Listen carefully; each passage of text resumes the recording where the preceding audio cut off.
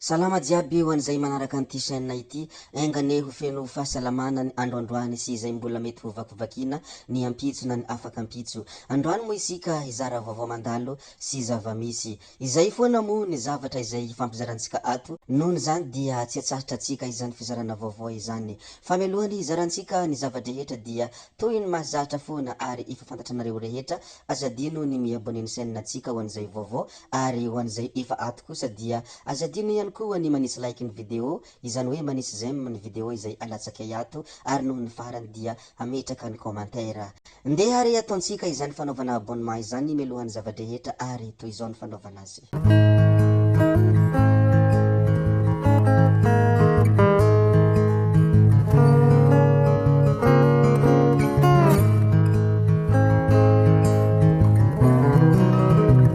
Ny voalohany ho lazaintsika amin'izany dia mikasika any ity zavatra anankiray ity satria anisan'ny tena tsara ho fantatra ity zavatra ity. Voamarina fa mampigadra hatramin'ny herintaona ary lamandy hatramin'ny 2,3 ny fandozana ny ankohonana mandritra ny 2 volana noho ny antony izay tsy mazava. Izay moa dia tsara ho fantatra sao dia tratran'ny zavatra toy izay koa dia izany indrindra no antony ampafantarana izany isika rehetra. Ny faharoa izay asiantsika resaka ihany koa dia mikasika ity zavatra anankiray ity, tsy dia manahoana loatra moa izy ity fa tsy maintsy ho lazaina satria anisan'ny tena niteraka hady hevitra be dia be ary niteraka fanakianana ihany koa ity zavatra ity. Tsy inona moa izany fa mikasika arina ilaim-pihira ary vadiny Big MJ teo aloha. Raha vantany vao nisaraka tamin'ny Big MJ moa i arina tamin'izany fotoana zany dia nanapa-kevitra ny hanao hira fiderana ary ny hivavaka. Ka rehefa nivoaka izany zavatra izany dia naro avy hatrany olona nankasitraka ny arina satria nanatina any Jesosy. Marina fa io fivavahana io dia tsy dia maro manakihana loatra raha eto Madagasikara ary raha te ho mamihoditra eto amin'ny firenena dia mandehana mivavaka ihany fa tena ankasitrahany ireo vahoaka be dia be. Ankehitriny anefa dia tena nanaitra ny maro fa naheno ny vaovao fa hiverina hanohy ny mozika tsotra indray ny mpanakanto arina. Izany zavatra izany dia voamarina araka ny vaovao ofisialy izay navoaka ny KC Tafara. KC Tafara moa dia manajera. Tao anatin'ny pejiny izy nanambara izany zavatra izany, tsy ho ela dia hamoaka vokatra vaovao na hoe clip vaovao i mpanakanto arina. Nanambara moa arina fa mitohy hatrany ny hira fitoriana ny filazantsara na misy aza ity fiverinany amin'ny mozika tsotra ity. Rehefa hitan'olona maro moa io zavatra izay navoaka ny KC Tafara io ny hoe arina dia hiverina hanao mozika tsotra dia be dia be araka izany ny tsikera izay nataon'olona, nefa tamin'izy nivadika niova fo ka nanompony Jesosy Kristy dia be dia be ny olona nankasitraka azy ary nisaotra azy, fa ankehitriny indray dia ireo olona nankasitraka azy ireo no tena mitsikera azy ao anatin'ny tambanjotra antserasera. Ny tena mahagaga nefa hoy ny sasany izay mahita olona ireo mitsikera azy dia ny hoe rehefa niova fo izy ka leo ny hiran'izao tontolo zao dia lazaina fa hoe tonga saina ary lazaina fa hoe tsy mahasoa io matoa izy niala ao anatiny io mozikan'izao tontolo zao io. Fa ankehitriny izy niverina amin'io mozikan'izao tontolo zao io dia ireo koa milaza hoe tena tratrany devoly ary tsy mahazaka ny sitrapon'Andriamanitra ity olona ity ka niverin-dalana indray. Tsy tokony atao toy izany ny fiainana fa mananantony ny zava-drehetra koa dia izay no safidiny, izay no sitrapony ary olon-dehibe izy atako angamba fa mahafantatra izay tokony ataony. Isika koa dia tsy hiditra lalina amin'izany resaka izany fa zista manambara ny zavatra izay hita sy ny zavatra izay tokony ho lazaina. Ndeha isika ilaza ny manaraka izay tsara ho fantatra ihany koa ato anatin' ity video ity. Ireo mpitandro filaminana moa dia manentana olona mba hanao kasika ary indrindra manentana olona mba hanara-dalàna amin'ny fitondrana moto sy ny ireny rehetra izay tahaka ireny. Ka izany indrindra no antony namoahany ity namana mpanao gazety anankiray ity ny hoe tsara ihany mba fankatahaka raha toa ka anasazy olona nefa ianareo aza hitan'olona fa tsy manao kasika. Isany olana eto Madagasikara io,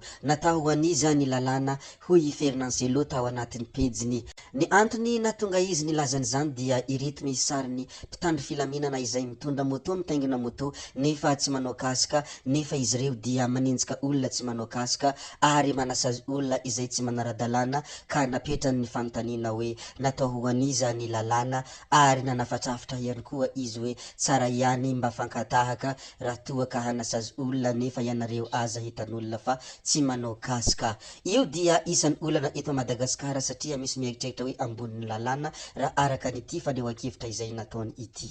Rehefa voalaza ny mikasika an'izay ry tompoko vavy sy tompoko lahy, ndeha isika hijery kely ny fanehoan-kevitra izay nataony solombavam-bahoaka izay anisan'ny tena solombavam-bahoaka sahasaha moa ity solombavam-bahoaka ity ka nanao fanambarana sy fanehoan-kevitra tao anatin'ny pejiny izy. Ity solombavam-bahoaka ity moa dia avy any Tamatavy ary tsy misy tsy mahafantatra azy satria anisan'ny malaza ihany koa izy ity, tsy iza moa izany fa Roland Ratsiraka. Toy izao moa ny fanehoan-kevitra izay nataony tao anatin'ny pejiny. RND tana Tamatavy ho izy mitovy amin'ny tana Paris, 10 ora mahery vao tonga. Madagasikara tsy maintsy mandroso hoy fanehoan-kevitra hatrany izay navoakany. 5 taona nitondra ny Orange hozy izy potika daholo ny lalana jiaby. 2 taona ministry ny asa vaventy Andriamatoa Roland Ratsiraka fa tsy nisy lavaka ny lalam-pirenena hoy fanehoan-kevitra hatrany izay navoakany. Ary noho ny farany izy dia nampiatsiahany hoe tsy ahivona fa isika tsirairay anefa dia mandoa vola ho an'ny fond routier hoy fanambarana izay nataony ity namana ity. Raha vantany vao nanao i fanambarana io moa ny tenany dia be de be araka izany ny olona nitsikera azy, nefa na de eo aza izany mpitsikera izany dia be de be koa olona niaro azy ary nampianatra ireo izay mpitsikera satria be de be amin'ireo olona mitsikera nefa tsy mahafantatra ny tena marina ary tsy mahafantatra izay zavatra tokony ho lazaina. Ndeha hijerevantsika izany fanehoan-kevitra n'olona baribaro izany tao anatin' ity fanambarana izay nataony Roland Ratsiraka ity. Rehefa namoaka io fanambarana io moa ity namana ity dia avy hatrany dia tsy nisalasala ilay antsona hoe mpandresy ianao nitsikera azy tao anatin'ny commentaire ary toy izao nitsikera izay nataony: maire, ministre, député, teo foana ianao dia mba inona no vitanao? Na vita inona tao Toamasina ianao? Ny tranomborona no vita amin'ny vava letsy raha ialahy no andrasana dia ho farany amin'ny fampandrosoana i Toamasina hoy ity namana ity izay nitsikera mafy any Andriamatoa Roland Ratsiraka rehefa namoaka iny fanambarana iny. Raha vantany nitsikera mafy moa iny namana iny dia avy hatrany ity namana anankiray ity dia nampianatra azy ny tena zavatra marina ary ny tena zavatra izay tsy fantany. Toy izao moa ny fanehoan-kevitra ity namana anankiray ity: sao de mba tsy fantatrao ny atao hoe solombavam-bahoaka, tsy hoe mandatsa fa miteny zavatra hita. Anisany lalam-pirenena miasa indrindra raha mbola eto Madagasikara ny RND zany, nefa isan'ny lalam-pirenena ratsy indrindra raha roty primaire no resahana. Ilaina ny kritiky ary misy koa ny atao hoe critique constructive hoy ity namana ity raha nanitsy iny olona izay nilaza hoe tranomborona vita amin'ny vava.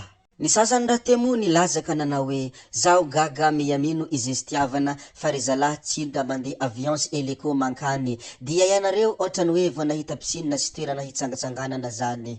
Eo ihany zany fa ny Tamatavy centre-ville ary vao maika loza raha ny aratsy andalana hoy ity namana ity. Fa ity namana anankiray ity dia anisan'ny tena nankasitraka mafy any député Roland Ratsiraka ary toy izao ny fankasitrahana izay nataony: tsikera toy izao mihitsy no nifidiananay sy mbola nanohananay ianao monsieur le député honorable, mila maromaro député sahy miteny ohatrany ataonao io. Zahay sira fa maro raha miova eto Madagasikara ary mety miasa mafy io fitondram-panjakana tompona andraikitra io. Mahatonga i Madagasikara ity tsy mety mandroso sy fitondrana tsy miasa io dia maro anisa loatra ireo député sy olom-boafidy pro fitondrana. Raha maromaro député sahy miteny ohatrany ataonao io tsy mitsitsy, maro raha miova amin'ny tsara eto amin'ity firenena ity hoy ity namana ity raha nankasitraka mafy ny fahasahasahina izay ananany Roland Ratsiraka. Be de be moa nahady hevitra izay misy ao anatin'ny pejiny ary be de be araka izany koa ny fifandirana ao anatin'ny commentaire koa dia manasanao hitsidika ny pejiny Roland Ratsiraka raha tia hita izany zavadrehetra izany. Ajanona antsika hatreha koa moa ny mikasika an'ity video ity fa mbola hotizantsika amin'ny manaraka koa dia ankasitrahana iram-po eran-tsaina ianareo na vitanay ny video hatramin'ny farany ary mbola iangaviana foana ny mbola hanaranareo ny video manaraka izay alatsakay misesisesy ato. Zay fa tsy ataonay lava ny resaka metrabeloma izahay ody izahay sodia fa ianareo kosa mazy toa amin'ny zavatra rehetra izay atao veloma vetivety fa tsy hoe veloma mandrakizay gaby hoe tsao tsao amin'ny manaraka indray io.